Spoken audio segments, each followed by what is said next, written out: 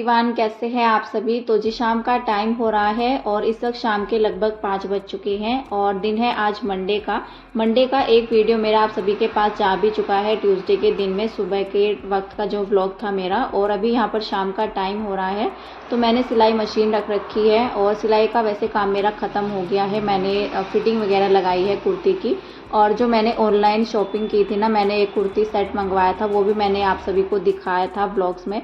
तो अभी मैं उसकी सोच रही थी कि फ़िटिंग कर लेते हैं, जैसे त्यौहार भी आ रहे हैं तो कभी ना कभी तो पहनना हो ही जाएगा और अच्छा भी लगता है। जैसे नए सूट होते हैं तो इस तरह का मौका कोई होता है ना तो घर में फिर पहना जाता है।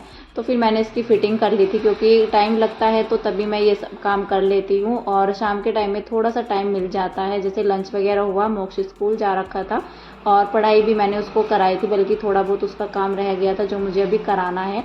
क्योंकि सिलाई करते वक्त ना फिर दिक्कत हो जाती है, फिर मेरा भी काम नहीं हो पाता है।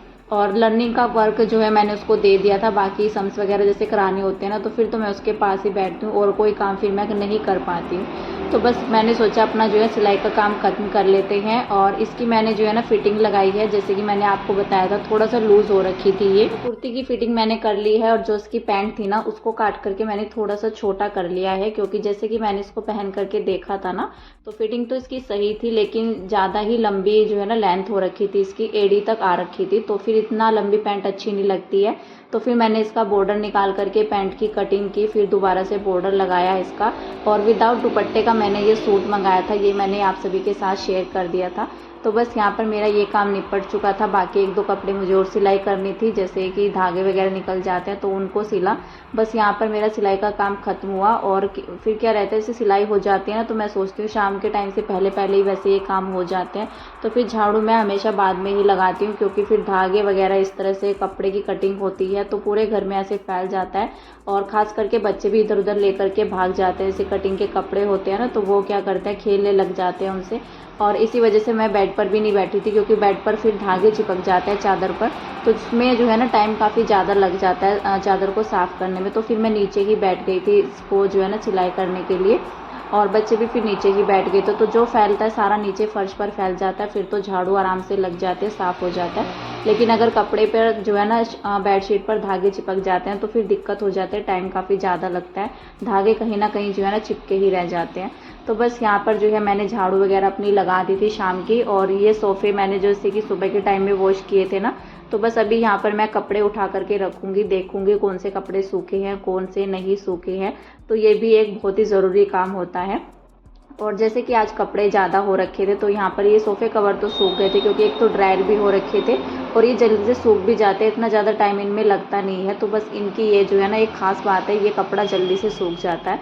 अगर मोटे वाले सोफ़े के कवर होते हैं तो उनको सूखने में टाइम लग जाता है। तो ये क्या हुआ, सूख गए थे। वैसे तो ये पहले भी डल जाते, काफ़ी देर पहले मैं इनको निकाल ले करके आ गई थी, सॉरी।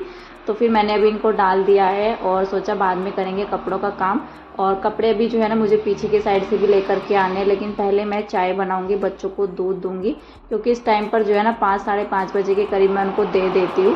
और फिर लेट हो जाता है काफ़ी ज़्यादा, तो इसलिए फिर बच्चे ना छत में जाने के लिए भी जिद करने लग जाते हैं। तो मैंने सोचा पहले चाय वगैरह बना लेते हैं। और काफ़ी देर से बैठे बैठे भी ना थक जाते हैं, तो थोड़ा सा रहता है कि आराम से बैठ करके पहले चाय पी लेते हैं, थोड़ा सा एनर्जी मिल जाती है, कुछ ना कुछ हम खा पी लेते हैं ना शाम के टाइम में, तो आदत एक बन ही जाती है। अगर ना पिए कुछ भी या ना कुछ खाएं तो फिर दिक्कत हो जाती है, मतलब कुछ मन होता नहीं है फिर काम करने का। इसलिए थोड़ा बहुत जो है ना रेस्ट भी करना ज़रूरी होता है।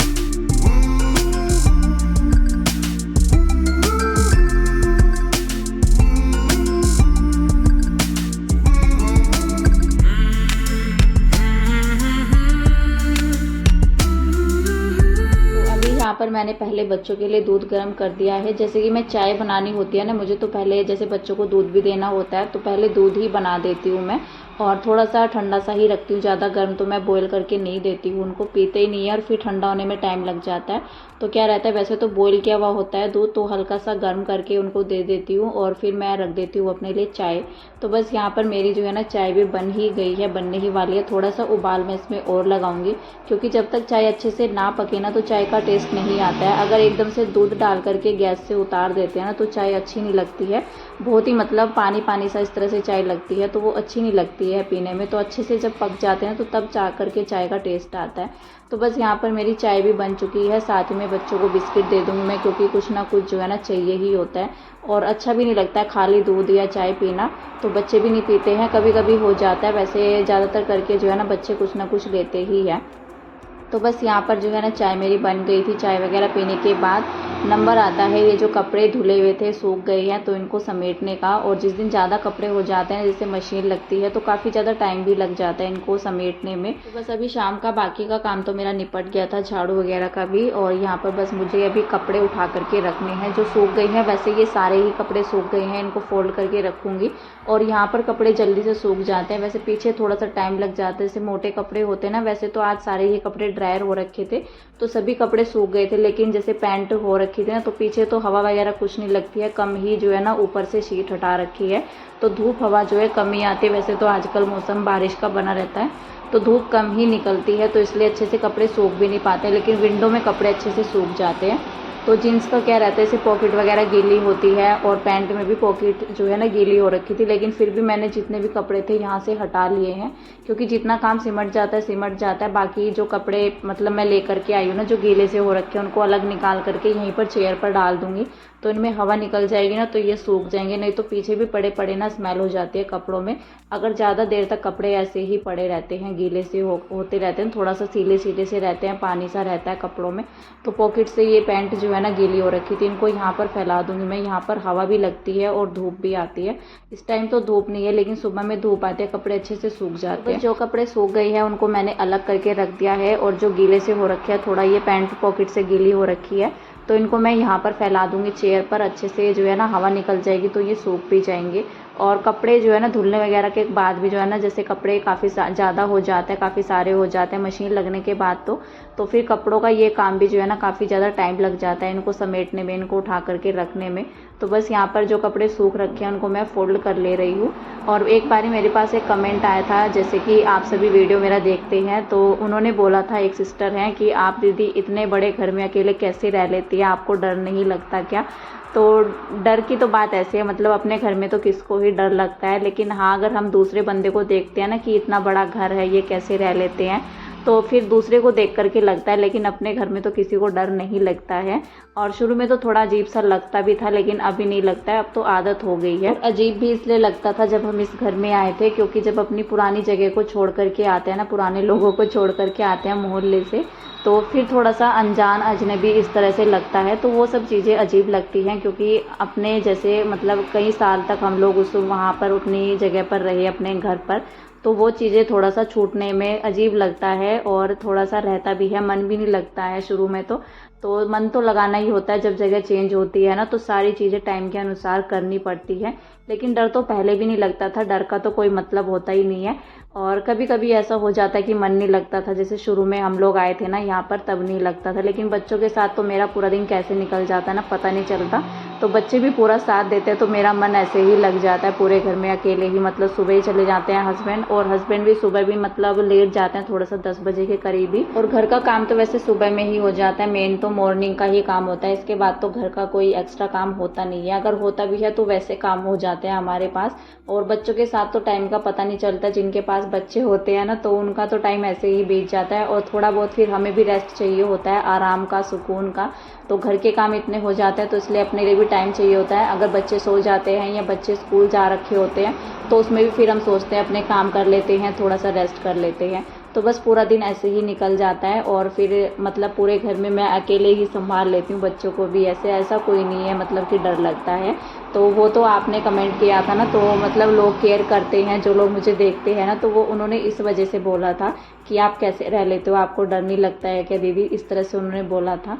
और अच्छा भी लगता है, आप सभी इस तरह से केयर करते हैं, प्यारे प्यारे से कमेंट करते हैं, और आप सभी को मेरे ब्लॉग्स भी अच्छे लगते हैं। तो प्लीज़ अपना सपोर्ट ऐसे ही बनाए रखिएगा। और अभी यहाँ पर जो है ना शाम का 7 सवा 7 बजे के करीब अभी टाइम हो गया है, और जैसे कपड़े वगैरह का काम मेरा ख़त्म हुआ तो मैं मोक्ष को लेकर के ऊपर चली गई थी, दोनों बच्चों को ही, क्योंकि बच्चे जो है ना शाम के टाइम में ज़िद ज़रूर करते हैं ऊपर जाने की, क्योंकि पूरा दिन भी जो है ना घर में अकेले बैठे बैठे जैसे कभी इधर कभी उधर तो भी बच्चे बोर हो जाते हैं, तो इसलिए थोड़ा बहुत बच्चे छत में खेल लेते हैं शाम के टाइम में। और अभी यहाँ पर मैं आ गई थी अपना डिनर की तैयारी करने के लिए, और डिनर में आज खाना वगैरह कुछ नहीं बन रहा है, आज बन रही है स्पेशल डिनर हमारा बन रहा है, वो भी मोमोज़। तो घर में जो है ना आज मोमोज़ बन रहे हैं।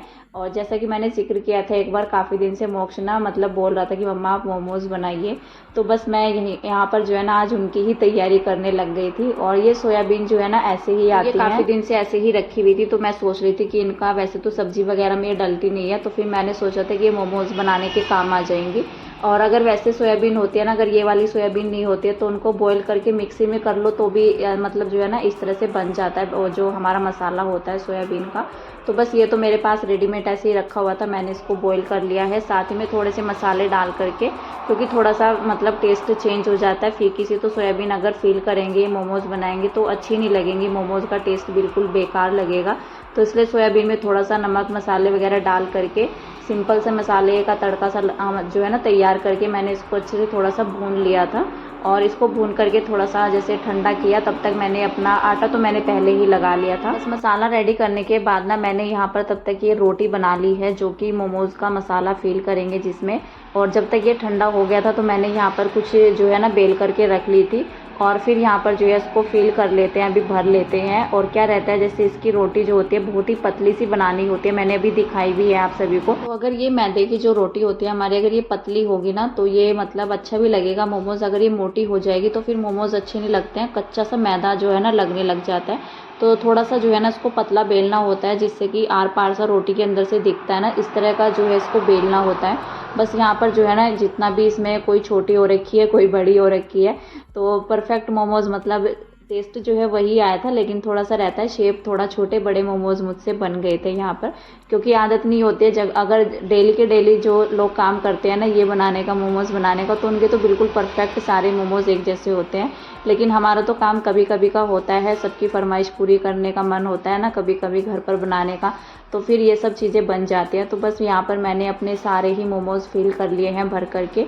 और जो ये आटा मैंने लगाया था ना, तो इसके अंदर मैंने थोड़ा सा नमक ऐड किया था, क्योंकि अगर फीका मैदा रहता है ना तो भी मोमोज़ अच्छे नहीं लगते हैं। तो हल्का सा नमक डाल करके इसका आटा मैंने रेडी किया था, और काफ़ी टाइट सा आटा मैंने रेडी किया था, मतलब ज़्यादा टाइट भी नहीं, थोड़ा सा सॉफ्ट सा करके। और बस यहाँ पर मैंने इतना आटा लिया है, मैंने ये दिखा दिया है, नींबू की शेप जितनी होती है ना उससे थोड़ा कम ही होगा। तो बस यहाँ पर इसकी पतली सी रोटी बना करके मैं तैयार कर लूँगी। बाकी मैंने मोमोज़ जितने मतलब एक बार में आ सकते थे ना, तो इतनी रोटी मैंने बना करके रख ली थी, उनको फिल किया पहले, उनको चढ़ा दिया है। और 10-15 मिनट के लिए, 10 मिनट में जो है ना वो हो जाएंगे। 10 मिनट के लिए मीडियम गैस पर करके मैंने उसकी जो है ना भाप बनने के लिए रख दिया है, मतलब स्टीम मोमोज़ मैं बना रही हूँ। फ्राइड तो मुझे अच्छे नहीं लगते हैं, मोक्ष को भी अच्छे नहीं लगते हैं, तो स्टीम मोमोज़ हमें ज़्यादा पसंद है। और जो ये मोमोज़ मैं बना रही हूँ ना अभी, जैसे मैंने रोटी बनाई इसकी, तो इसका जो है ना चकले पर वो पड़ा हुआ था मसाला सोयाबीन का, तो वो रोटी के ऊपर चिपक गया था। कभी आप सभी को लगे कि मैंने आटे में कुछ और भी मिला रखा है, तो मैंने आटे में कुछ भी नहीं मिलाया है। जैसे कि मैंने पहले वाले मोमोज़ फिल किए थे ना, तो उसका मसाला पड़ा हुआ था जो कि उस रोटी पर चिपक गया था। तो बस यहाँ पर बाकी के मैंने जो है ना मोमोज़ रेडी किए, तब तक ये वाले मोमोज़ हमारे हो गए हैं। तो बस इनको मैं निकाल लूँगी। 10-12 मिनट के लिए मैंने इनको स्टीम किया है अच्छे से, और मेरे पास स्टीमर नहीं है तो मैं इस तरह से स्टीम कर लेती हूँ, अच्छे से हो जाता है। और इसमें अगर इस तरह से बनाते हुए ना तो स्टीमर की ज़रूरत पड़ती नहीं है, तो इस तरह से मोमोज़ बन जाते हैं। मैंने नीचे पानी भर करके जो है ना भिगोना चढ़ाया हुआ है, पानी डाल करके ऊपर ये छलनी इस तरह से रखी हुई है परात वाली, और ऊपर से फिर प्लेट लगा देते हैं ढक करके, जिससे कि स्टीम जो है ना मतलब अंदर ही रहती है, बाहर नहीं निकलती है। तो ये स्टीम में ही जो है ना मतलब भाप में ही पक जाते हैं। तो बस मोमोज़ बन करके रेडी हो गए हैं। बाकी एक बैच मैंने और चढ़ाया हुआ है अभी गैस पर, और ये बन करके रेडी हो गए हैं, तो ये मैं दे करके आऊँगी। फिलहाल जो है आज के इस वीडियो का एंड कर देते हैं यहीं पर। मिलते हैं आपसे एक नेक्स्ट वीडियो में, तब तक के लिए bye bye, take care and thank you.